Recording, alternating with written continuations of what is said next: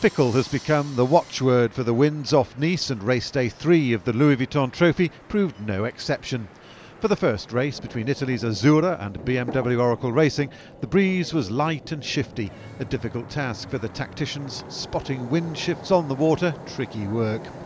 A split-tack start saw the Americans heading determinedly for the left-hand side of the course. Azzurra went to the right to create the biggest separation of the regatta so far.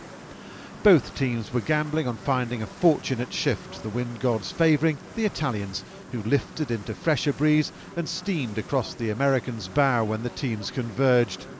An upset was on the cards, the highly accomplished America's Cup squad from the US looking down the barrel of a defeat at the hands of a brand new Italian outfit flying the famous flag of Azzurra. On the first run, Gavin Brady drove BMW Oracle Racing to the right, hoping to get a lift back into the race. Instead, Francesco Bruni found stronger wind for Azzurra out left and then stretched his lead.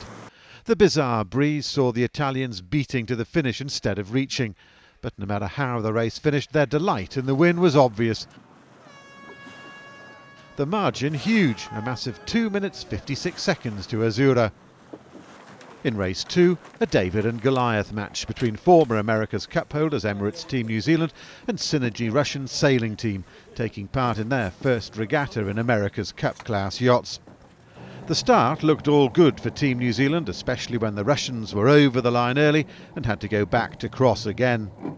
But any smiles on Kiwi faces were soon wiped out as those fickle winds played into the Russians' hands, drag racing the Kiwis up the first leg and passing them to lead into the first turning mark.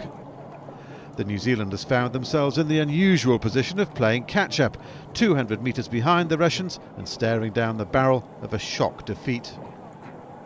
It was the Kiwis' turn to go into attack mode. With half the race behind them, they set about trying to claw back the Russians as they headed upwind for the final time, the lead swapping between the teams as they battled for a much-needed win. The Russians held fast, only to be undone with the finish line in sight. Sensing a famous victory and just metres from the finish, the wind failed them, a collapsed Jenica leaving them dead in the water.